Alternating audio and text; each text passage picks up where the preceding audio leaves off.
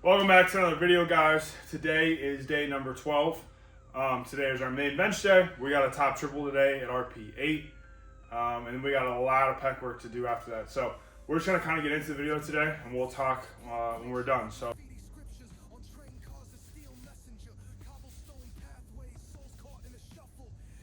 Come on.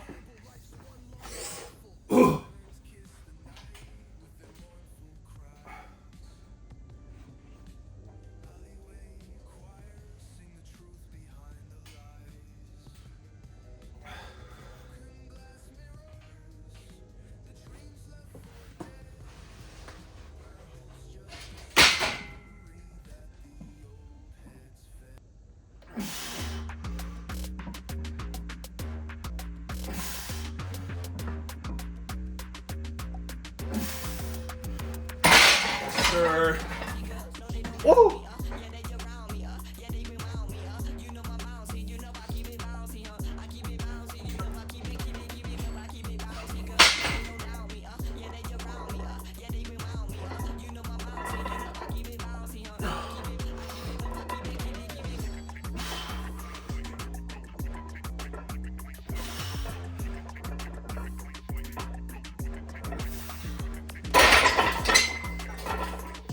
Oh.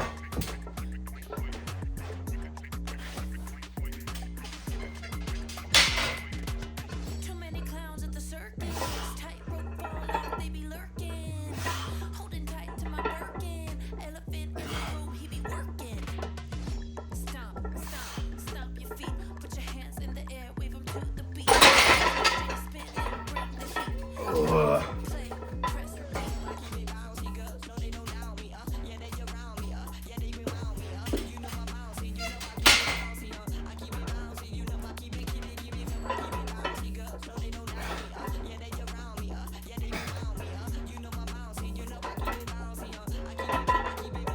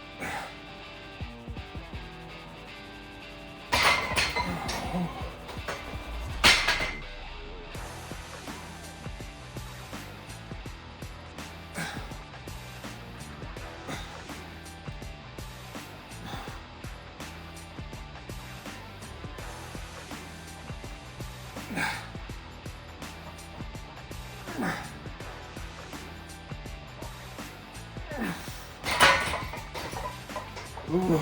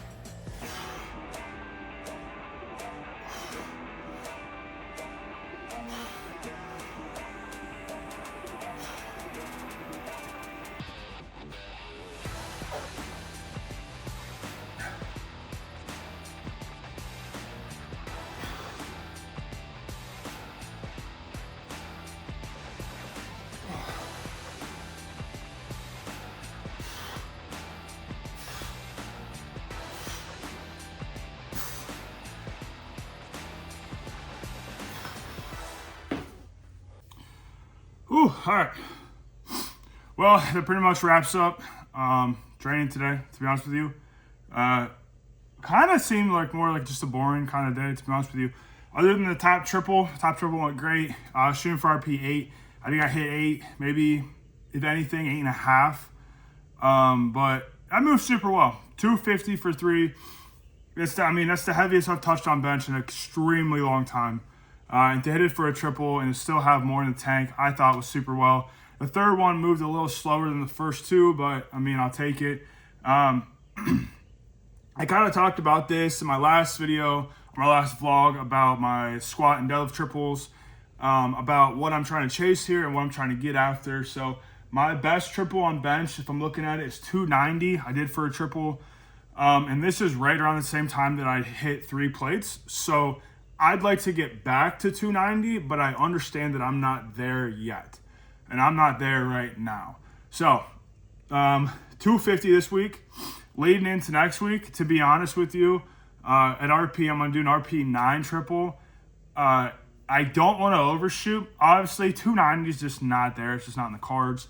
And I'd love to say that I could hit like 280, 285, 275, but I just don't really think it's there, which is fine. So what I think I'm going to do is I'm going to take a nice conservative, kind of approach to it. We'll see how the day goes next week. We're talking a week from now, but I'm thinking I'll probably just take like 260, maybe 265 if I'm feeling really good for that triple at RP 9. Because we have this block of triples, next block is singles, and then we're going to go back and we're going to do a block of triples, a block of doubles, and then the block of singles leading into the meet. So I do have another go around at these triples where I can then get a better gauge of where I was at. Week 1 can be a better gauge of my triples at RP 6, 7. That way when I get to week 3 and 4 where there are RP 8s and 9s, maybe it's not that I'm making these big jumps. I didn't jump from 225 to 250 on triples, because last week was 225 for a triple at RP 7, and I think it was an RP 7. And then now this 250 for 8, which I think is RP 8. That's a pretty big jump, That's 25 pounds between, an RPE. And obviously I don't have another RPE or another 25 pounds to jump from RP 8 to 9. And I definitely, if that was an RP 9, I wouldn't have 25 more pounds to jump from 275 to 300. It would not be an RP 9 to RP 10 triple. So those are big jumps. That 25 pound jump from last week to this week is a lot. So my body might just need to acclimate a little bit to the heavier weight, which is why this block is triples and next block's going to be singles. And then I have my 3 blocks leading into the meet. That is about 12 weeks. That's going to be triples, doubles, and singles. Because I want the triples. I want to get the work in. I want to see where I'm at. I want to be able to add weight kind of week in and week out to see, to get myself up again. Then the singles I'm going to use as basically as really heavy exposure. And I want to get my body used to it again of holding heavy weight in my hands, on my back, on my chest, all of that stuff. I want to get back to where the weights don't feel so heavy anymore, and my body is okay, we're back to the heavy weights. Because I haven't touched heavy weight in 6 months, which sucks, but I got to get myself back there. So right now, 250 for 3, super happy with, extremely happy with. Next week we'll come in 260, 265 most likely. At a max at RP 9, I'd say is probably about a 265, maybe.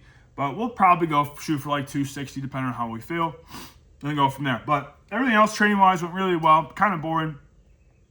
I do have all my stuff kind of structured and set up to where in my program, all of my secondary movements for the day, my tertiary, everything else, everything past that, everything past my main movement is not set in stone of weights and sets. I try my hardest to keep the reps where I want them to be. If I'm aiming for 8, I'm aiming for 8. If I'm aiming for 6 or 10 or 15, I try my absolute hardest to really get there.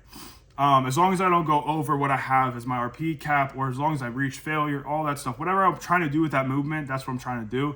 But I have everything set to where I have my bench, I have my back off sets. Those are set. I have a top set, and I have 4 back off sets for bench. But everything after that incline bench, the guillotine press, pec flies, tricep extend, anything past that is always 2 to 4 sets. I set my rep scheme that I want it to be at, and I fluctuate the weight up and down. So, knowing next week, doing a RP 9 triple is going to take a lot out of me. So those back off sets might be even a little lighter than we did this week.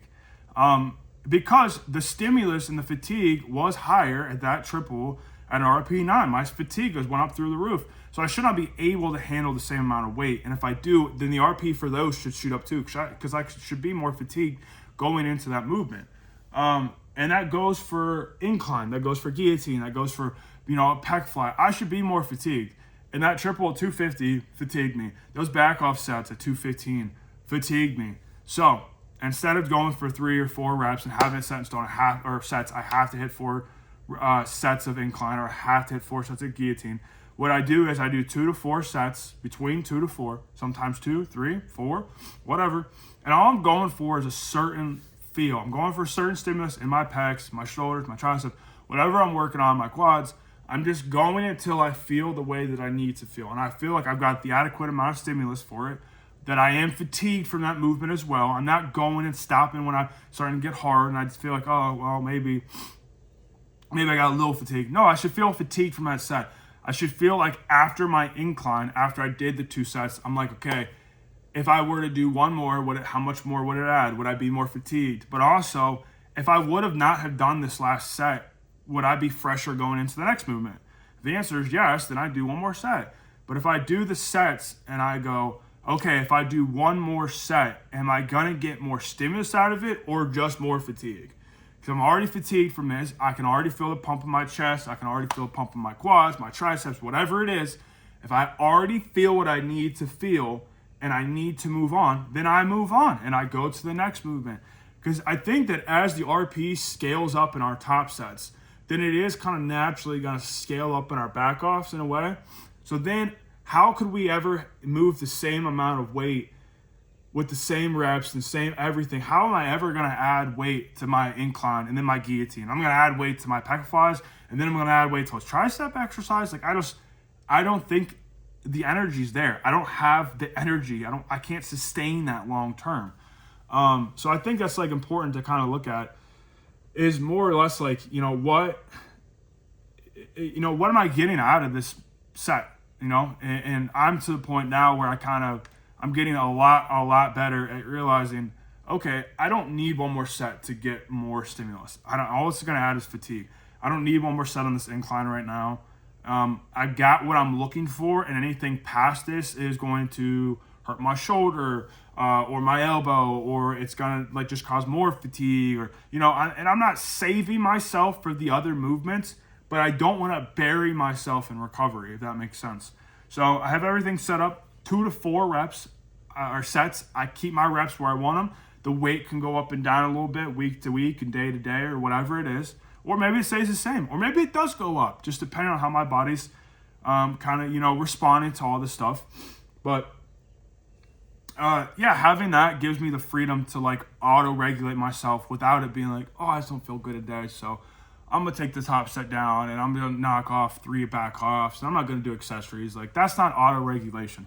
Auto-regulation is, I need to get work in. How much work do I need to get it done? We talk I've heard a lot of people talk about minimal effective volume, maximal recoverable volume. Chad Wesley Smith, the Juggernaut, is super big on that. What is it? MEV and MRV or whatever it is. You have a threshold, obviously, where there's only so much you can do and you're just never going to recover from it. And there's so much you need to do in order to stimulate. Now, we need to fall between those 2 lines. We need to hit more than what we need to hit, but not so much where we can't recover from it.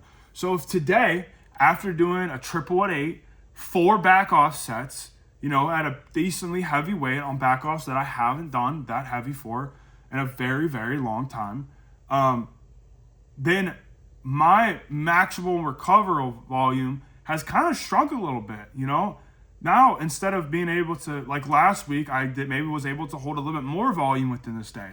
Now my recovery window has kind of shrank a little bit because I have skyrocketed the fatigue on that first exercise, on the top sets, on the back offs. So then I go to incline, and I'm already toast. So then I toast myself more in incline, so that recoverable volume that I have left shrinks more and more and more. Now, I've already hit my minimal effective volume to get stimulus and to get growth. So now I need to just fall in between that little tiny window. So if that means today's 2 sets and tomorrow's 4, then that's what it is. If it means that I add weight next week and I take weight off the week after, and I only do 2 sets 1 week, and I add weight, and then I'm able to add weight and do 2 more sets because of how my top sets went, or just how I feel, or how I ate and slept the day before, all that stuff. So I think that's super important to look at. That's kind of why I have things structured the way it is. I'm not shortcutting. I'm not going in and going like, I only want to do 2 sets today. It's honestly, it's as simple as like, I get in, I get what I need to, and I get out. That's auto-regulation. It's not coming in, I don't want to do back offs today. I'm not doing those accessories. Those ones suck. Or, my hamstrings are still kind of sore from yesterday. No, I still am going to do the exercise. I'm still going to do the reps that I want to. I still am going to push as close to the weights as I think I should be able to hit. But if I need to back off or go up or go down in sets and stuff like that, that's where I can regulate myself. That's where I can manage my fatigue. And I've picked a lot of the stuff up through the years from a lot of guys that are way, way better than me. Matt Venna is a guy I watch a lot. Calgary Barbell is a guy I watch a lot. Seth Albersworth is a guy I watch a lot. I've talked about a lot of other guys, Greg Knuckles, all these guys. I've talked about a ton of guys, and this is kind of what I've learned. Even some guys that, are different people. John Hack, I've talked about him about audio regulation, Austin Perkins, all this stuff. I've done my due diligence when it comes to this stuff, and this is kind of the conclusion that I've came to. But I don't know, if you guys have watched this far, let me know. Let me know how you guys auto-regulate. How do you guys manage the fatigue without just coming in and being like, well, I don't want to do that. Like, what mindset do you guys have with this? How do you guys kind of regulate yourselves? And this is something that, does this make sense to you guys? Like, do you guys also then, take sets off or reps or adjust weights because of your top sets, because of your back offs, because of everything else? Like, where your guys' heads at? But let me know in the comments. If you guys have watched this far, honestly, thank you so much for watching. Please like the video, subscribe to my channel. I post every day. I'm going to post a bunch of vlogs where I kind of talk and yap at the end about where my head's at, where I got in my brain, what I'm thinking, what I've learned, whatever. And the other days I'm not training, I try my hardest to post something else. Gym equipment, programming, different stuff like that. So let me know what you guys think of the video. If you guys like it, please subscribe to the channel. I try to showcase normal training, normal garage gym, normal equipment, normal programming, normal life problems. I try my best to be really upfront of how I'm doing, how I'm feeling, kind of what's going on, where I'm adjusting, stuff like that. So other than that, I got to cut at some point. I'm going to keep yapping for too long. So I'll see you guys in the next video. We do not have an outro around here, so it will just cut off.